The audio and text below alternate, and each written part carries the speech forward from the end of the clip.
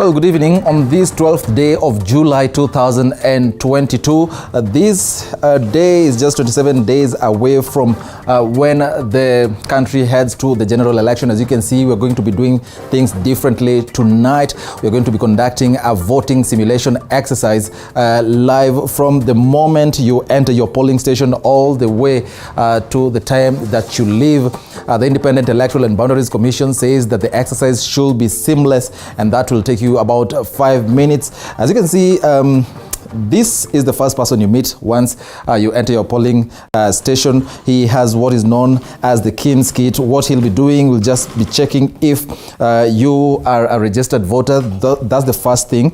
And hi, how are you? Fine, thank you.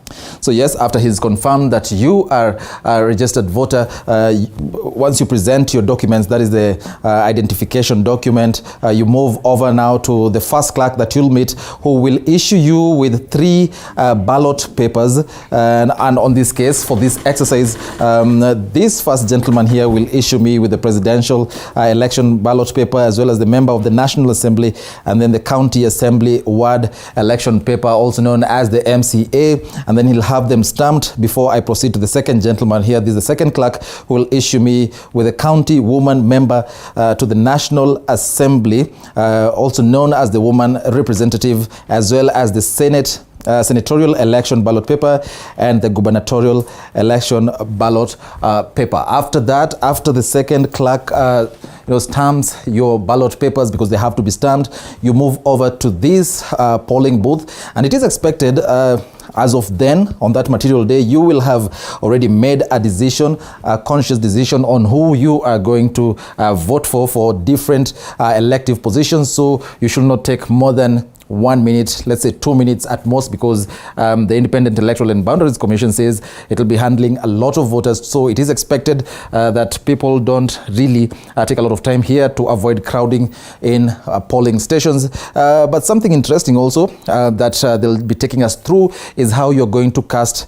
your ballot. As you can see, these are the ballot boxes, and if you've noticed, they have different colors. The presidential one is white.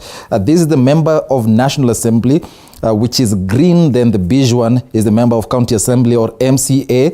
Then we have the governor box, which is color blue. Then the senator is yellow. And then finally, you will cast your ballot. This is the last box where you will drop your vote, your election, your ballot paper rather. That is of the woman member of National Assembly, commonly referred to as the woman representative. Remember, it has to be in that order. I have with me Benjamin Kimwele, who's the National Voter Education Coordinator. He'll be taking me through the steps that people should be going through on that material day. And as you probably noticed, I have with me a book that is not accessible to the common voter, but will be very, very important for the presiding officer of that ballot, of that polling station. That is, it's known as the Polling Station Diary, PSD. It is very important. This is what the IEBC calls the OB book of some sorts. It's like the occurrence book that will be recording every incident that happens on any particular polling station. So it is very important really for the presiding officer. The reason why we'll be going through this is not really for the voter really, but for the voter to understand some of the things that the presiding officers will be doing on that material day. Well, that is coming up shortly, but first let's have a look at what's in store for us.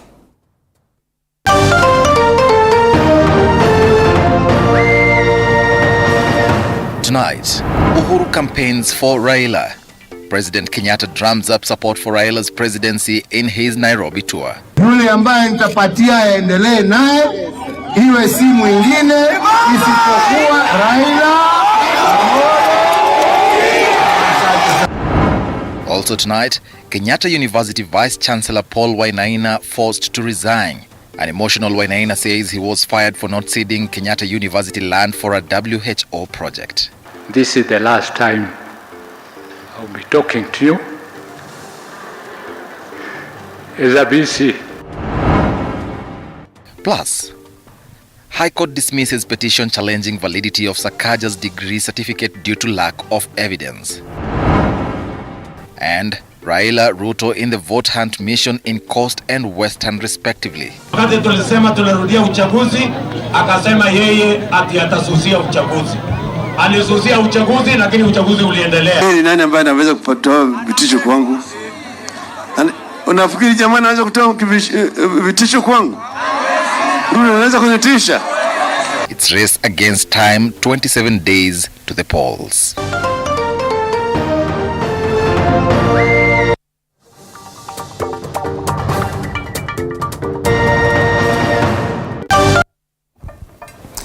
Well, good evening once more, and thank you so much for joining us for this broadcast. My name is Eric Munene. Our sign language interpreter at the bottom end of the screen is Catherine Simoloy.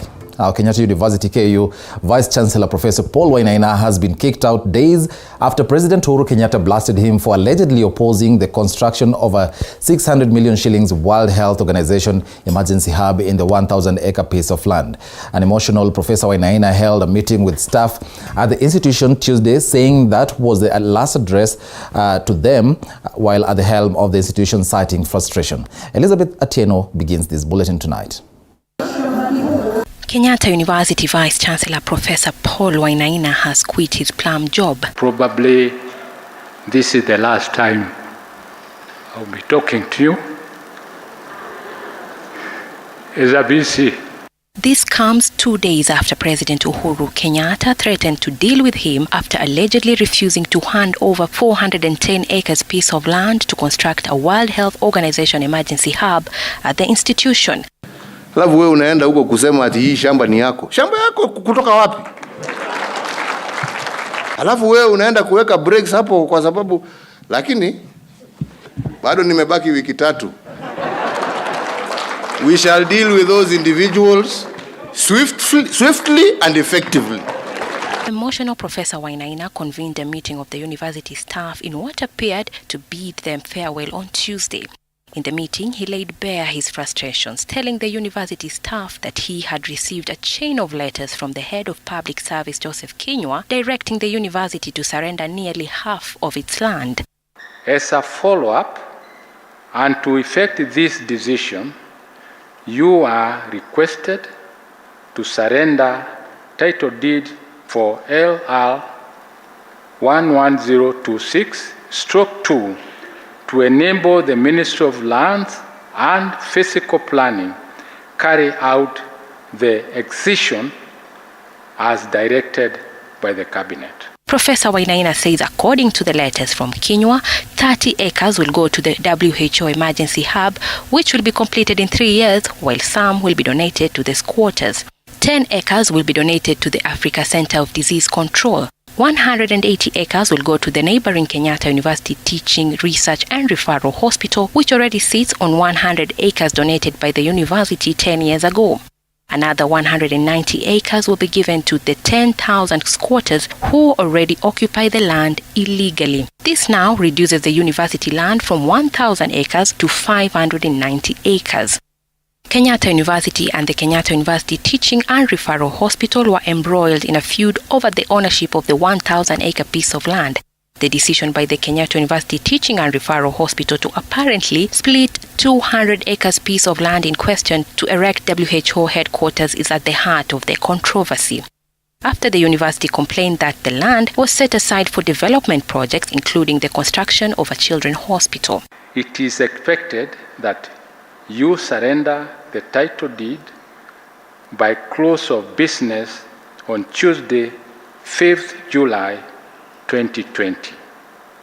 Yours sincerely, President Uhuru Kenyatta last weekend accused section of the university management of blocking the government plan. We don't operate in silos. Kila mtu anashikilia ni kama ni yake. Hajui siku zake, hata kama zangu zimehesabiwa, hata zake zimehesabiwa. Unaona, utaenda uache wengine waendelee. Ama ni namna gani? Professor Wainana, a former primary school teacher, joined the university in 2005 as a member of the academic board in the School of Education.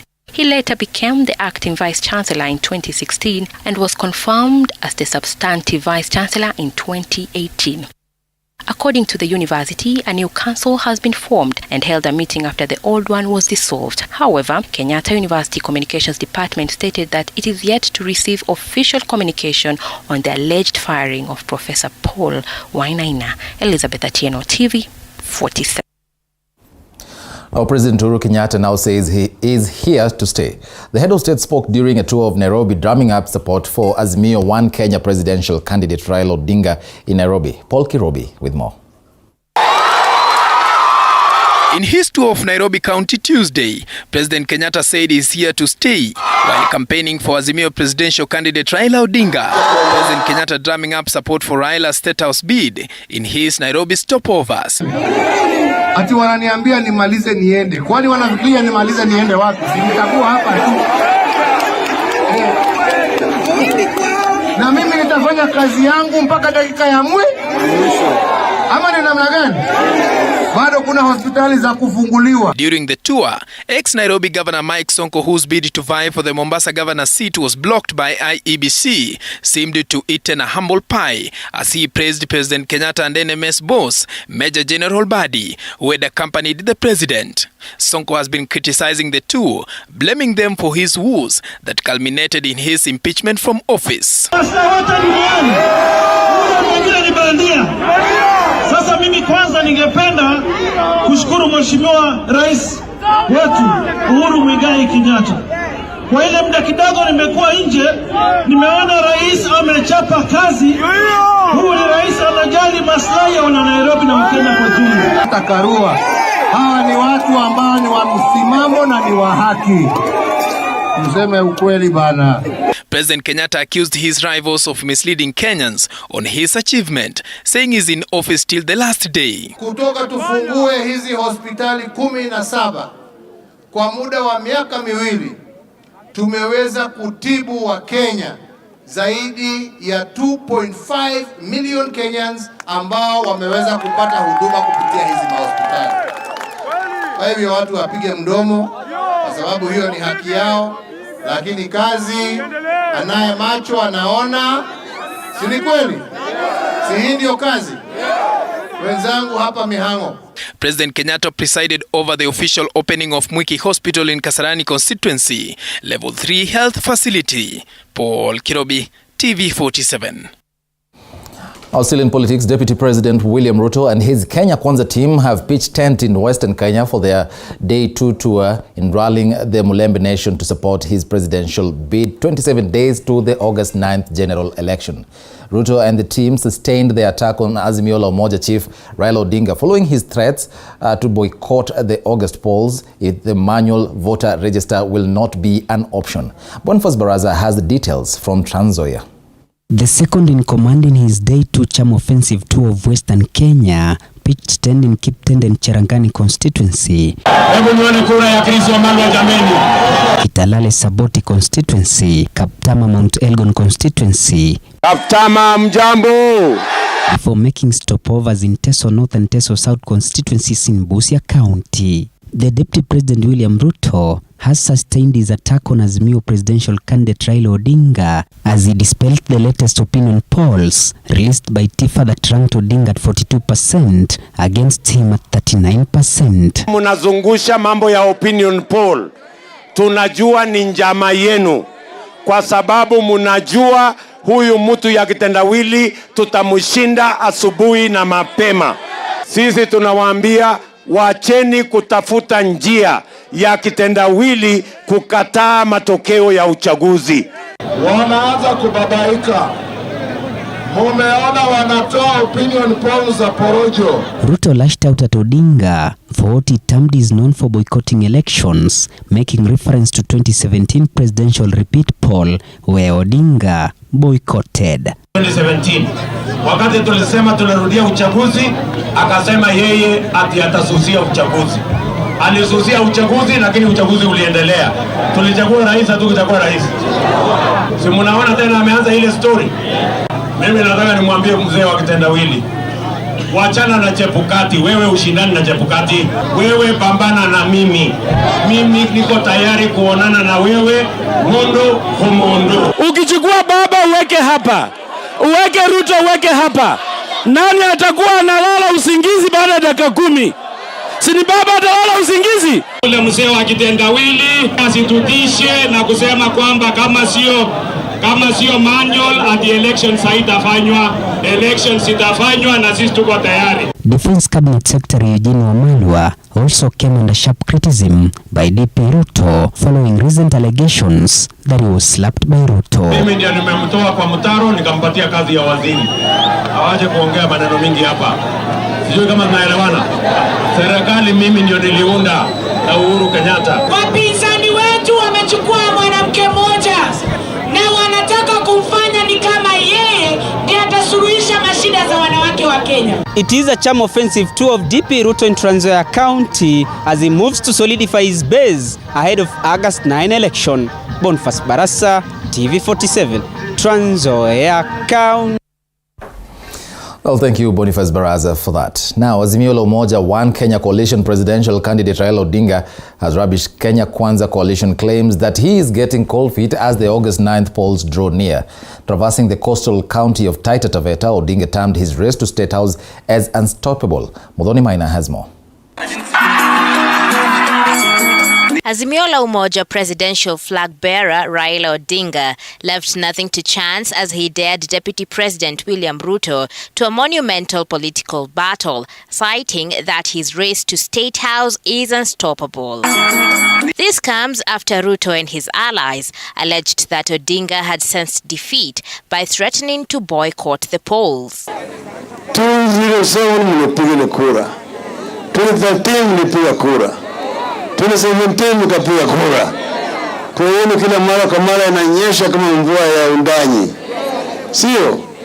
Lakini ikifika kule Nairobi inafanywa ukarabati na kwa vifaranga vya kompyuta. Lakini mara hii mjinga amerevuka. During his vote hunt mission in Wundai, Taita Taveta County, Odinga stated that his administration will slay the dragon of corruption once he clinches the top seat. Tangaza vita dhidi ya ufisadi, vita dhidi ya umaskini, vita dhidi ya ugonjwa, vita dhidi ya ujinga. On the same breath, Mombasa County Governor Ali Hassan Joho listed his first assignment to an interrogative depth on Deputy President William Ruto's accrued land property, including the estimated 2,500 acres of land, which he allegedly acquired from the former Taita Taveta MP Basil Criticos. Shamba la kwanza kulifuata Taita Taveta ni eka 2,500 ambayo iko kwa mikono ya Ruto. Rudishe, si namna hiyo? Subiri kijana. Wamesema warudishe ama wasirudishe? Nimesikia jamaa amenyakua shamba hapa.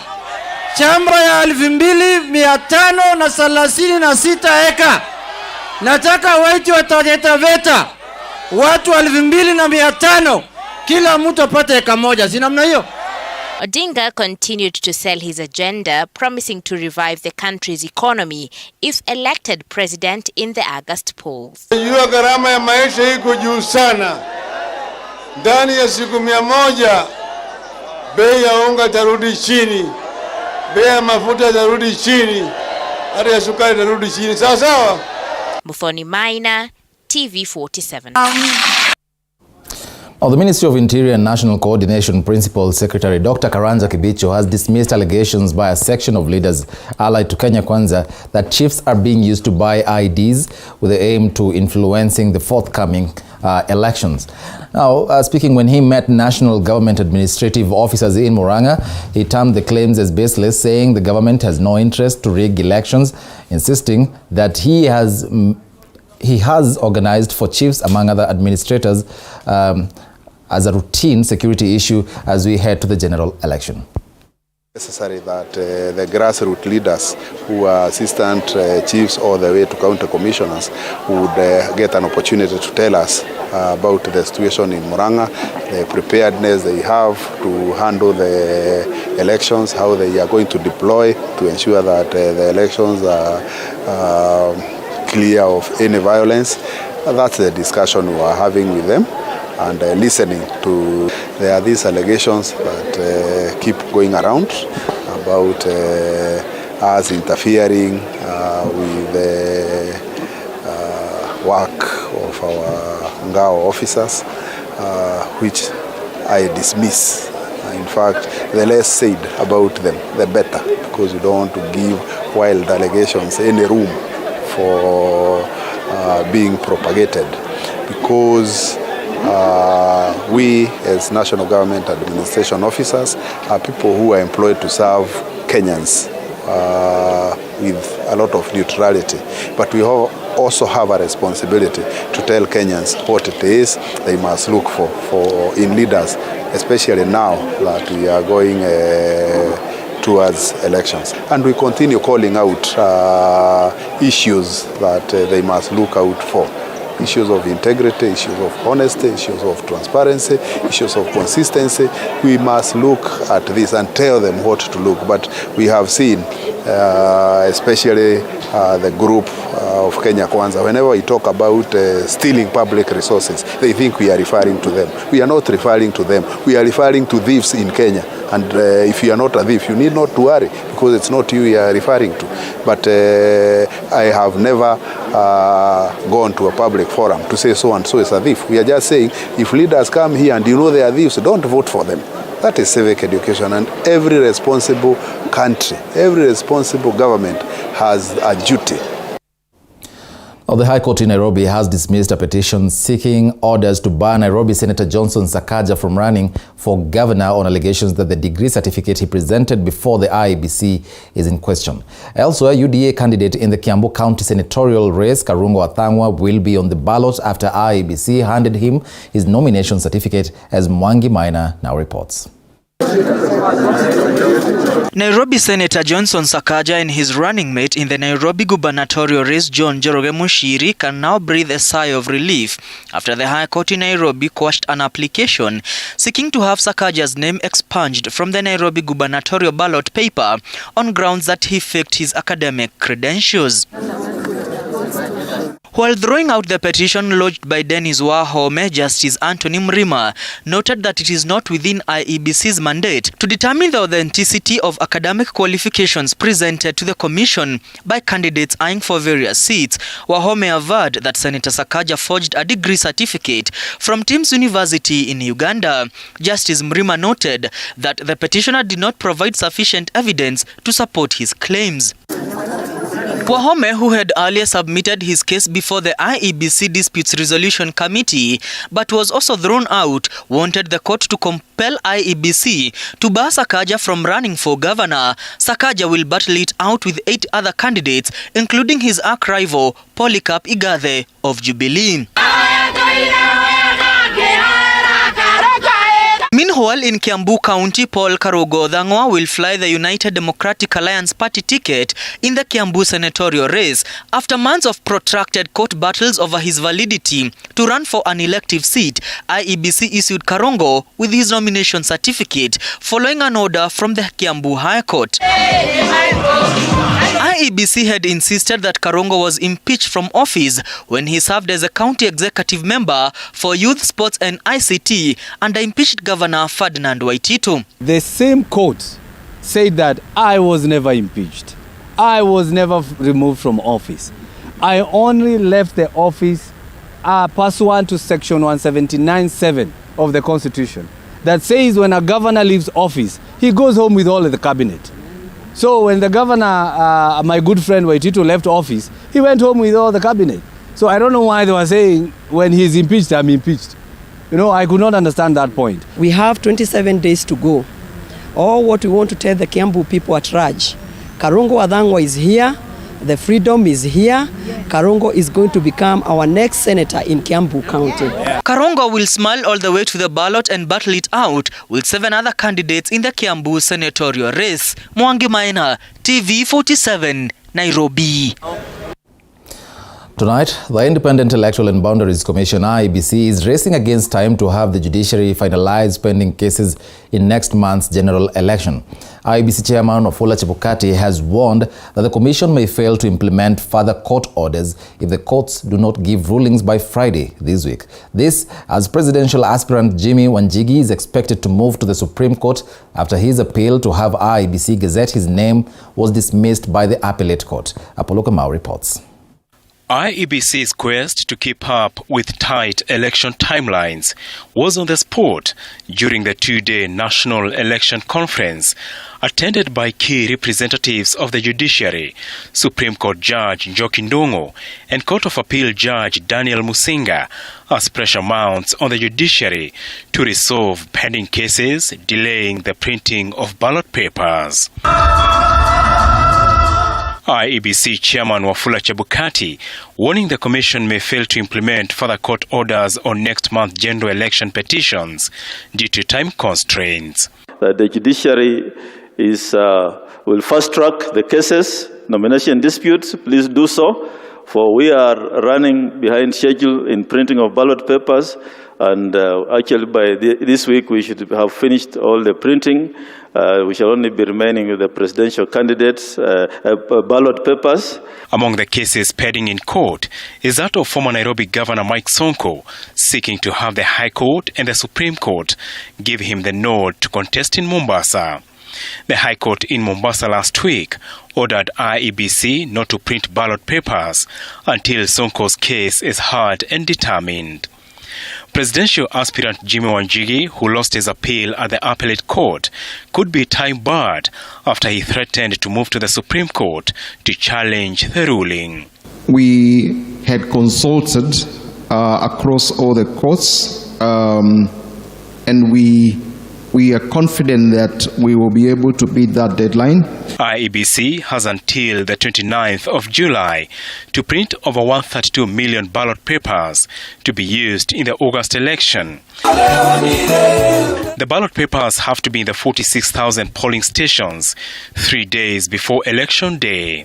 We have started working, those who are not aware, escorting the voting materials. We have taken over the exercise. The courts have so far cleared UDA Kiambu senatorial candidate Karungo, Machako's gubernatorial candidate Wavinya Ndeti, and Nairobi's gubernatorial candidate Johnson Sakaja, among other candidates. Apul Kamau, TV47. Now, hard knuckles were exchanged between Nairobi's Senator Johnson Sakaja of the UDA ticket and Polycarp Igathe of the Jubilee Party as the two faced off in the Nairobi gubernatorial debate at the Catholic University of East Africa last night. In the first of its kind debate organized by all media houses, among them TV47, it brought together 6 out of the 9 candidates eyeing Nairobi's governor's seat. TV47's Moige William with the details. Polycarp Igathe. Minutes past 8 p.m. Monday evening, and the first of its kind Nairobi gubernatorial debate kicked off at the Catholic University.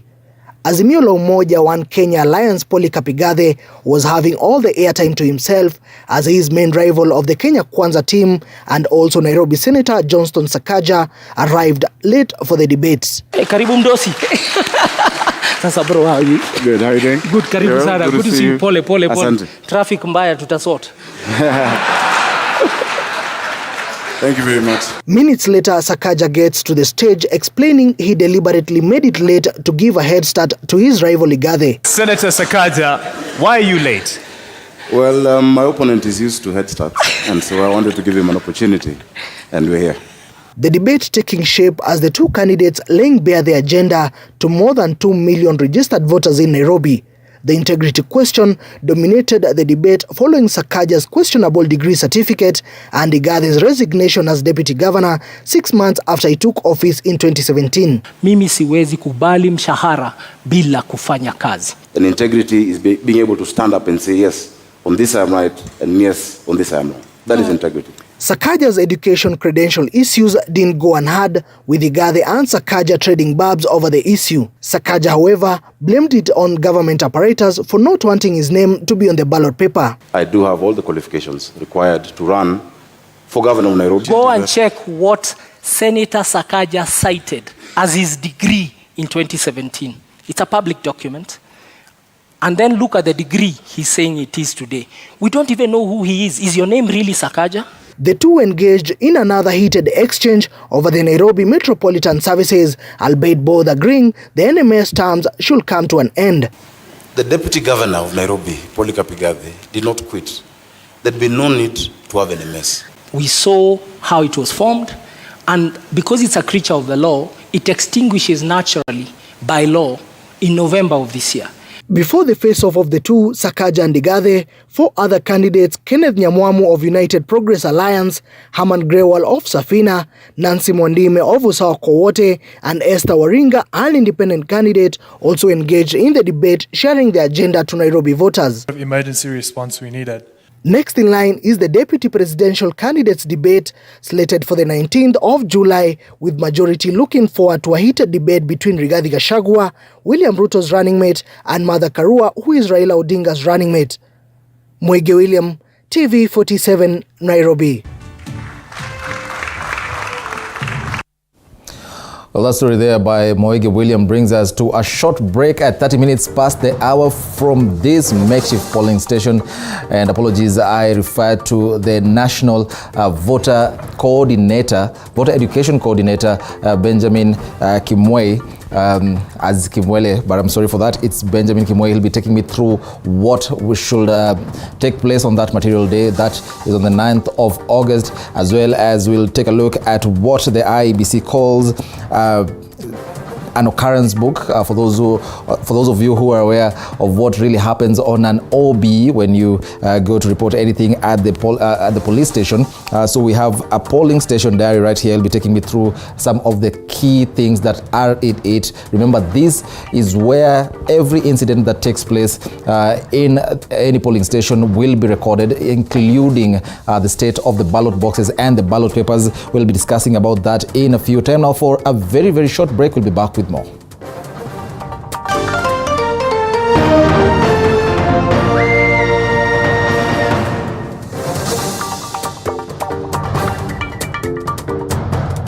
You are watching TV47, the home of untold stories.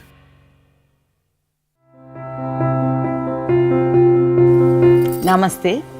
Advaita Sarva Bhutanam, says Lord Krishna in Bhagavad Gita, means love all. Loving all is full expansion to our true potential. In this spirit, we appeal to all Kenyans to mind and love each other despite our various differences. We appeal to all our congregants, devotees, keenly scrutinize aspirants to determine who will best serve the people of Kenya.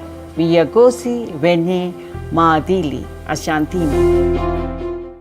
At Tristan School of Medical Health, Science and Technology, we offer highly competitive courses tailor-made to suit your needs. These include certificate and diploma in theatre technology, medical engineering, nutrition and dietetics, science lab, health records, environmental health science, counseling psychology, applied biology, social work and community development information and communication technology, community health and HIV/AIDS management, health services support, among others. Intake is ongoing. Register now at our Nairobi campus in Nairobi West around Nyayo Stadium on 0700-129-536. Our Juja campus next to Kenyatta University on 0700-000-760. Our Kisumu campus opposite Swan Center, Odinga Street on 0703-201-229. And Homa Bay campus opposite Makongeni Petrol Station. Tristan School of Medical Health, Science and Technology, where careers come to life. Je, maumivu ya kichwa na kukosesha amani? Kaluma Strong hutuliza maumivu ya kichwa, maumivu ya mwili na hata huondoa joto jingi mwilini. Kaluma Strong ina aspirin kama kiungo. Maumivu yakizidi, muone daktari. We shall legalize weed. Professor George Luchiri Wajakoya of the Roots Party. Semeni Baba Kea. Baba Kea.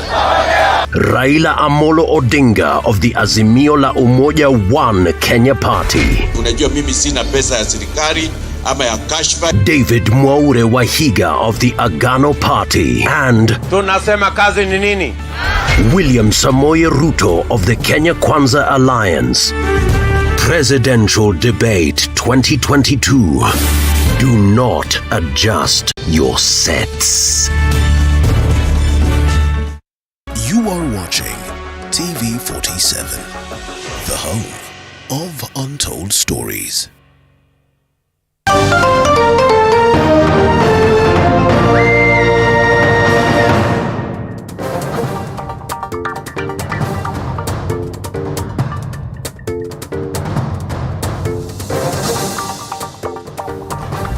Welcome back and thanks for staying with us.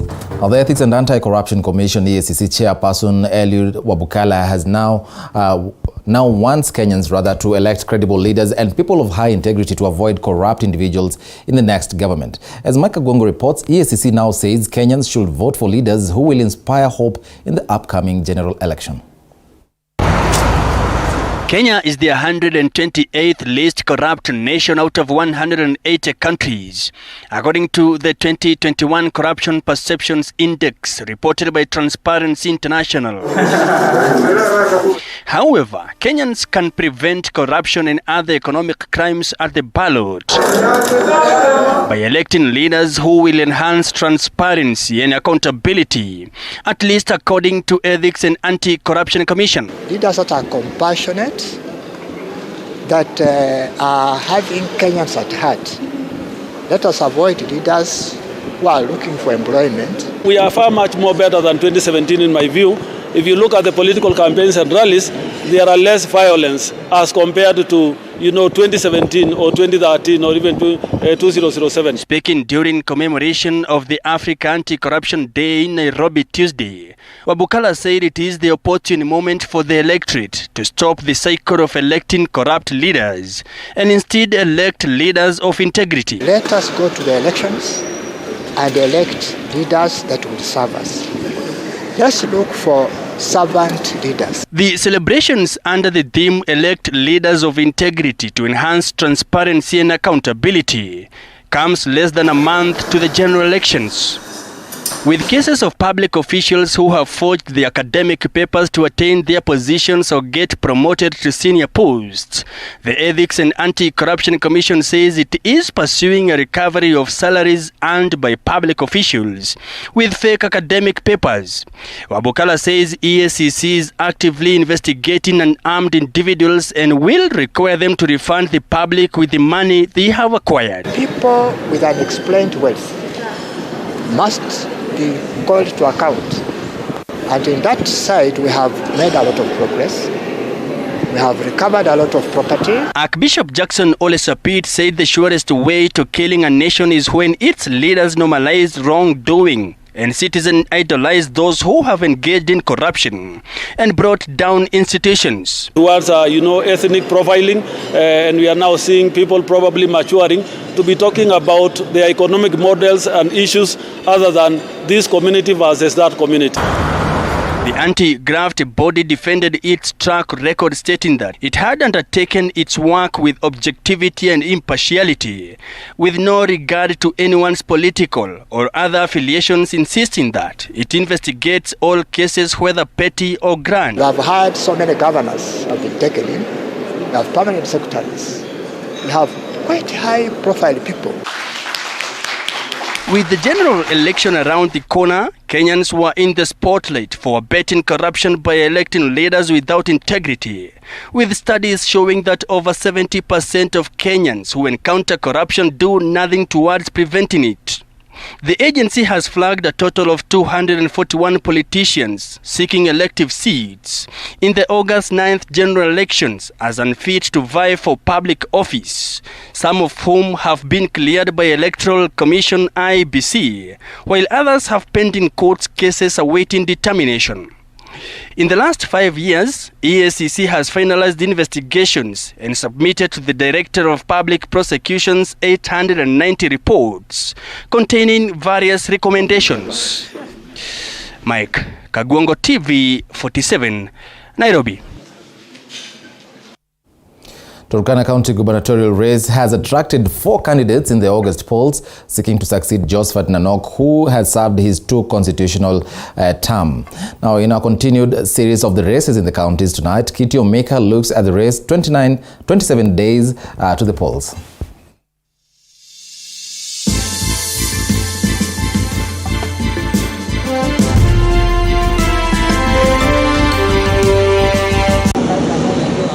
This is Turkana County, a county that has been a major attraction for many due to its vast oil wealth. Turkana County, which is a number 023, has a total of 238,000 voters from 6 constituencies of Turkana East, Turkana South, Loima, Turkana Central, Turkana West and Turkana North, according to the Independent Electoral and Boundaries Commission, IEBC. Sisi tuko kwa sheria ya IEBC. 4 candidates are seeking for succeed Governor Josephat Nanok, who has served 2 constitutional terms. The 4 are John Munyes of Jubilee Party, Jeremiah Lomrukai of ODM, John Lodepe of UDA and Joseph Atol running on a Mabadiliko Party of Kenya party ticket.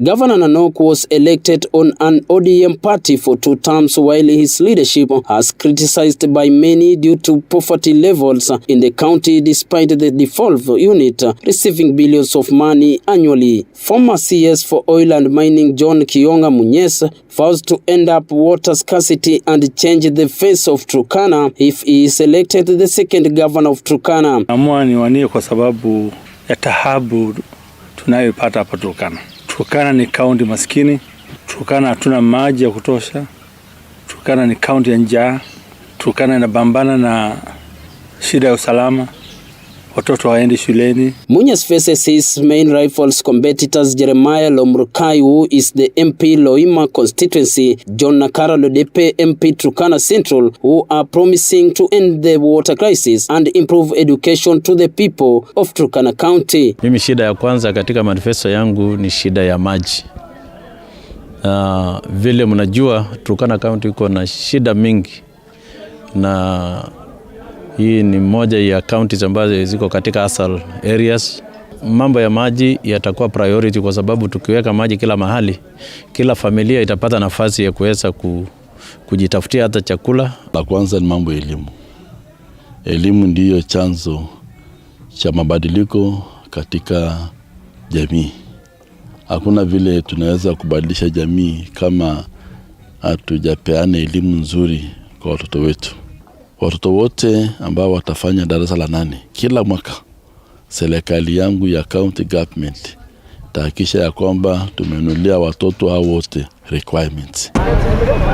The issue of insecurity at the borders has been a challenge to the pastoralist, with every candidate promising to deal with it. Build peace along both our borders and our boundaries within Kenya, because the fighting that is in Kapedo, we will give it a year to try to curb that kind of insecurity by trying to bring all the leadership on board and tell them, gone are times when people die because of one cow.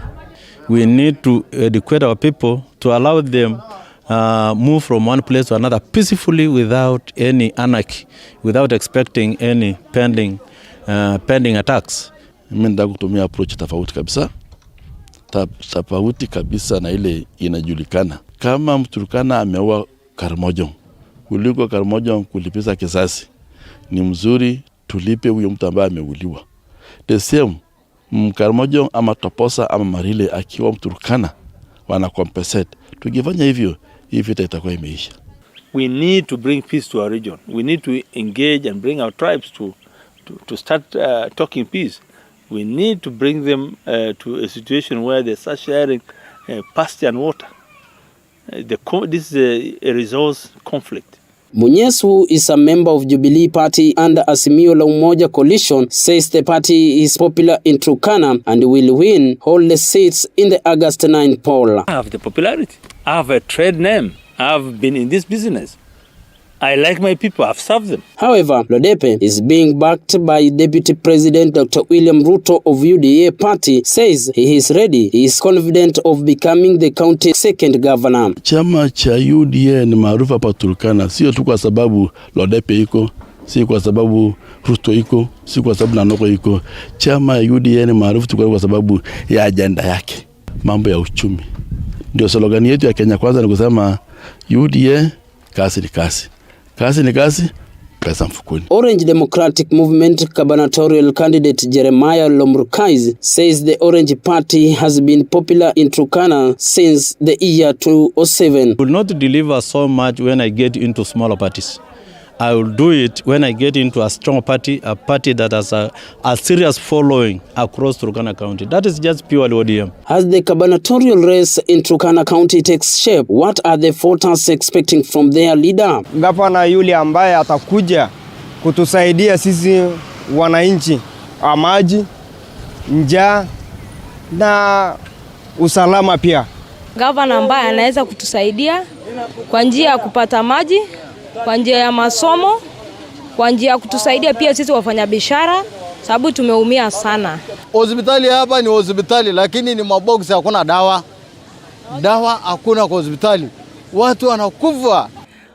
Akutusaidia tu maji, tupande mtama, tupande kila kitu, tupande mboga. Kwani sisi tujui kupanda mboga, sisi tunajua kupanda mboga. And what are the candidates promising to do in their first 100 days? In that 100 days, I will have paid all the contractors, all the pending bills in Turkana County, because we have in our CRF we have over 4 billion.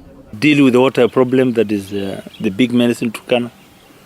Instead of people going across Uganda, Ethiopia and all this, let's start by bores and water pans. Nikiingia tu county government, number 1, contractors wote ambao wajalipwa wakuja kwa ofisi yangu. Despite the challenges facing the people of Turkana, 29 days remaining for the people of Turkana to decide who will be the second governor of Turkana. Kiti Omika, TV47, Lodwar in Turkana County.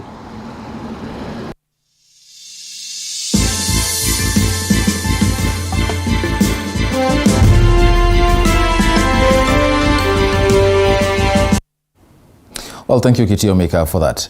Now, Health Cabinet Secretary Mutahi Kagwe has directed that money collected by county hospitals, including NHIF remittance, should be kept in hospitals so as to ensure that hospitals do not lack drugs and operation funds. He, at the same time, called on the county governments to embrace check-off systems for the KEMSA debts so as to offset debts owed. The CS made the remarks when he made an impromptu tour of the Nyahururu County and Referral Hospital earlier today.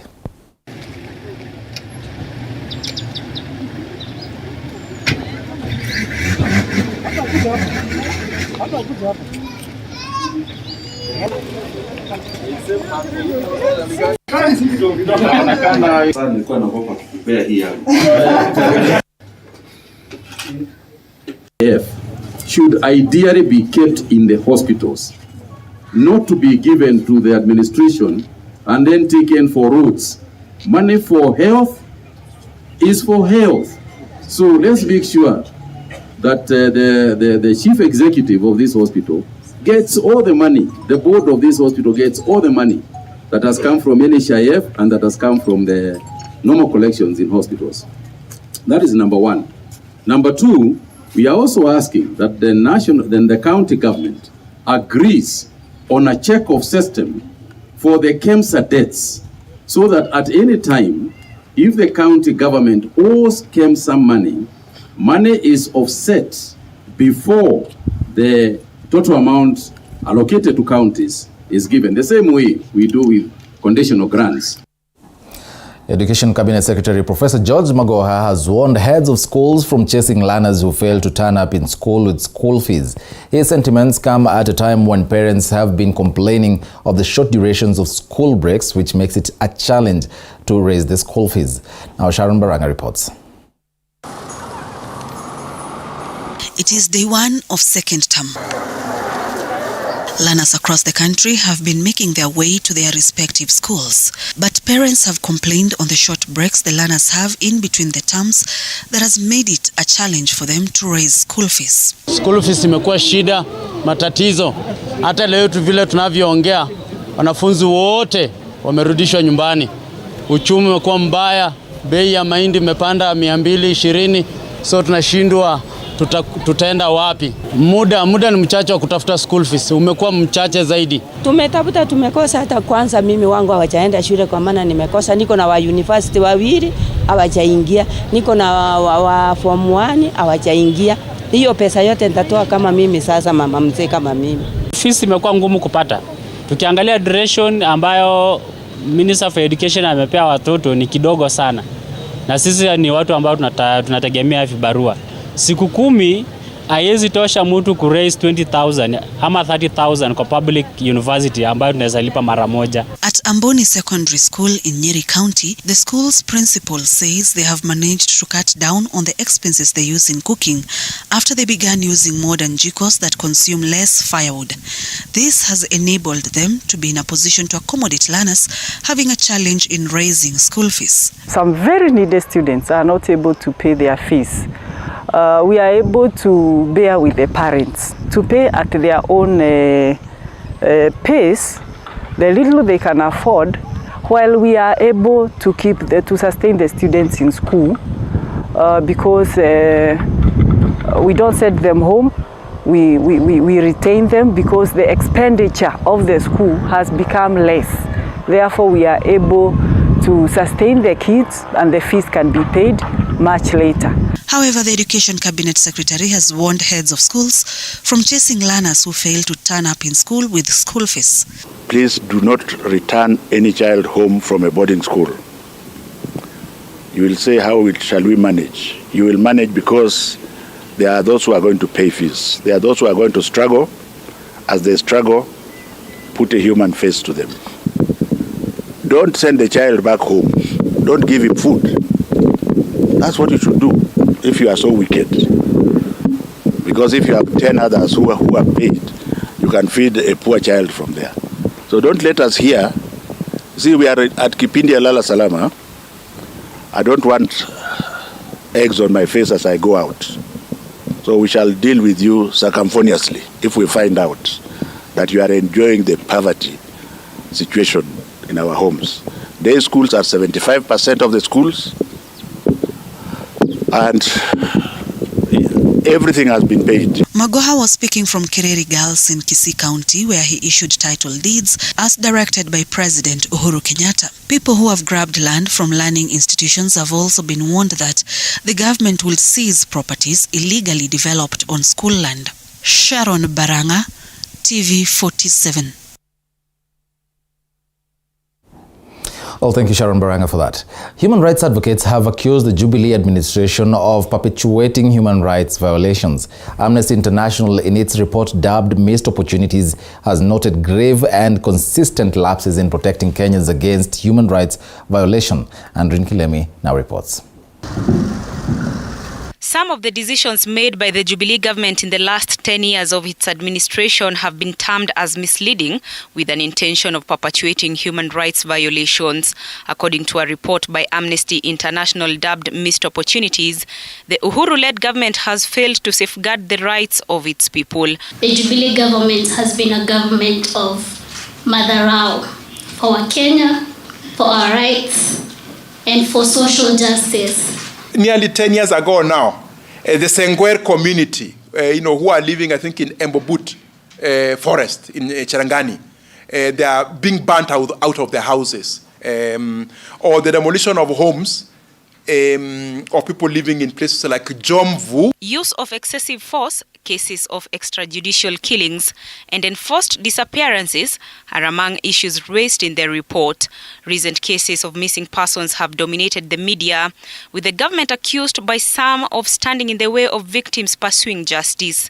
On the issue of extrajudicial killings and enforced disappearances, there were a lot of opportunities to arrest the spike that we've seen. In 2021, there was a 20% increase comparably to 2020. And, it's been 4 or 5 years since the Missing Voices Alliance has been producing documented evidence of people who've been killed. And the question really still remains is why was there not decisive action taken on police stations that are notoriously responsible for the number of deaths. Despite persistent documentation, media publicity and actions by oversight agencies, extrajudicial killings and enforced disappearances have neither been eliminated nor reduced. No prosecution and no real statement back to the country about what was behind the 30 or so bodies that were floating down the Yala River. And we're 6 months since the expose by human rights organizations, and we still don't know who killed those people. So within 100 days, we expect the Ministry of Constitutional Affairs to publicly reaffirm all institutions are prohibited from committing extrajudicial killings, enabling forced disappearances, torture, and ill treatment, and it must release or charge in a court of law any persons currently in their custody. As the Jubilee administration's term ends, 28 million Kenyans remain deprived of very basic social and economic rights, while over 4 million people currently sleep hungry. Noteworthy, though, is that the government has scored highest in areas of rights of intersex persons, civic freedoms, public health, and to a limited extent, housing. Andrin Kilemi, TV 47. Let's cross over now to the world of sports. A Kiambu court has for the second time summoned former Football Kenya Federation FKF President Mwendwa, who is set to face corruption charges. Now, Resident Magistrate Wilson Radin ordered that Mwendwa appears in person before the court on Friday to take play. According to the Director of Public Prosecutions, Muendo will face charges of misappropriation of 38 million shillings, only 1 week after an anti-corruption case withdrew a similar case.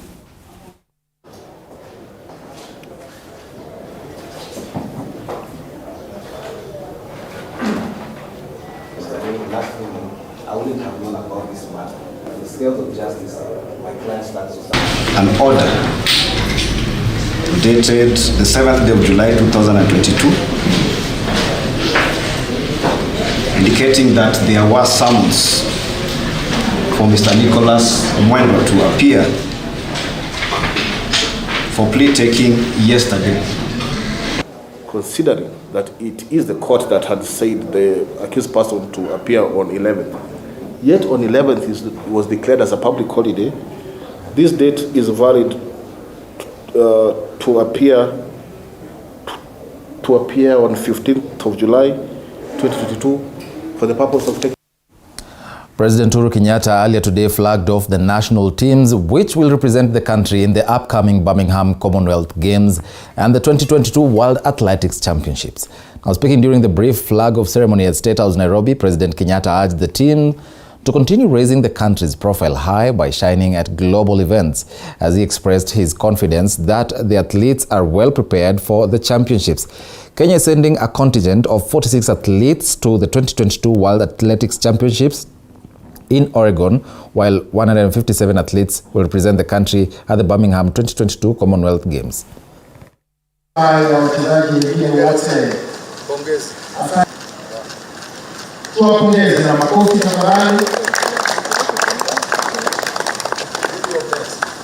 So mine first is to congratulate you for everything that you have done.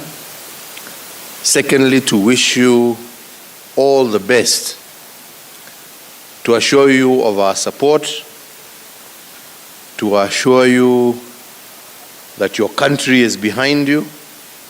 You will do your very best to make your country proud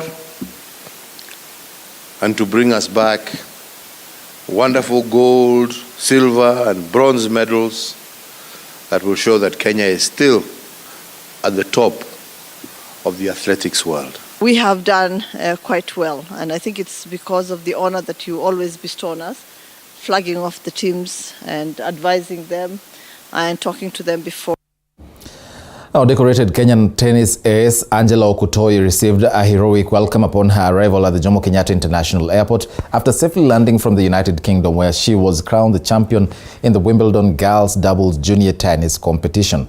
Following her successful exploits in the UK, traditional dancers, Kenyan fans, as well as dignitaries led by sports CA Samina Mohammed gathered around the arrivals bay at the airport as they received the world beater Okutoi. Okotoye became the first ever Kenyan to win a Grand Slam when she clinched the girls' double at Wimbledon alongside her Dutch teammate Rosemary Nijkamp.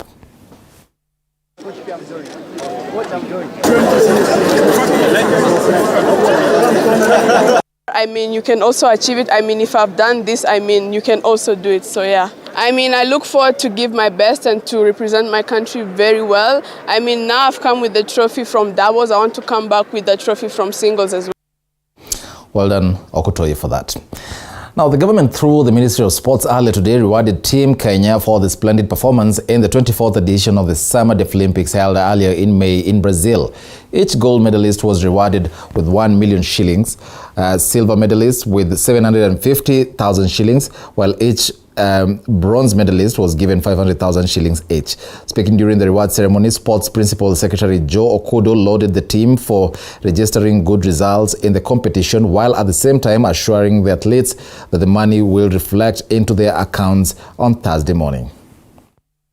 The players could kindly stay on stage. It was a fantastic performance, and personally, when I joined the ministry, I was told the Deaf Olympics, they're the ones, so long as you give them support, resources, they know how to organize themselves, and they've got this habit of coming with very, very many gold medals, which we saw. And this beats all the other sporting events that the country has. For everybody who's here today and their achievements.